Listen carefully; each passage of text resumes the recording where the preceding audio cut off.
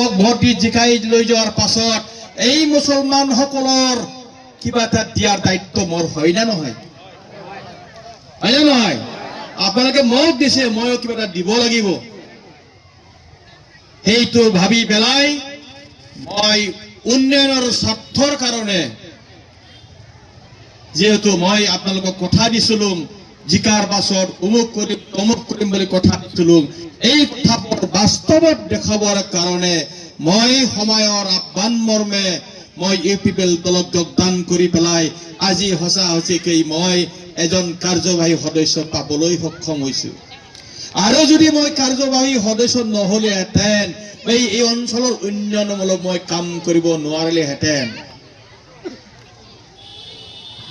আজি বেছি দূৰৰ কথা নকওঁ, মই আমাৰ এটা দীৰ্ঘদিনীয়া সমস্যা, বহুদিনীয়া এটা দাবী আজি পূৰণ হৈ গ'ল। কাৰণ আমাৰ এই অঞ্চলৰ ছাত্ৰ ছাত্ৰী বাহিৰত গৈ পেলাই আমি ডিগ্ৰী পঢ়িবলগীয়া হৈছে। আমি ঘৰৰ ওচৰত ডিগ্ৰী কলেজ নাই। আজি বিটিআৰৰ চিফ সন্মানীয় প্ৰমোদ বৰা ডাঙৰীয়া দেৱৰ নেতৃত্বত, ধনঞ্জয় বসুমতাৰীৰ নেতৃত্বত আমি পাণবাৰীত মডেল ডিগ্ৰী কলেজ পাবলৈ সক্ষম হৈছিল। এইটো কি বেয়া হৈছে নেকি? মই যদি বিপিএফৰ MCLA হৈ থাকিলেহেঁতেন মই কাম কৰাৰ সুবিধা নাপালিহেঁতেন, মই এজন গাঁওবুঢ়া নিচিনা থাকিবলগীয়া হ'লহেঁতেন।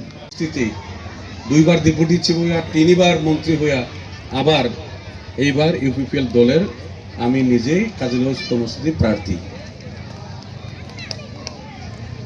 আমাদের কাজলগঞ্জে জনগণ এইভাবে একত্রিত হইল, যার জন্য আমি বলছি, মনে হয় আপনারা শুনলেন ইতিমধ্যে 20,000 ভোটের ব্যবধানে কাজলগঞ্জে ইউপিপিএল এর প্রার্থী জিতব। 20,000 20,000।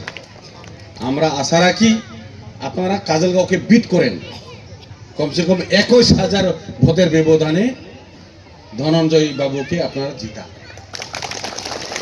আবার হইতে লাগে কিনা? এখন জোর আর কি, আগের কথা বলা জোর নাই।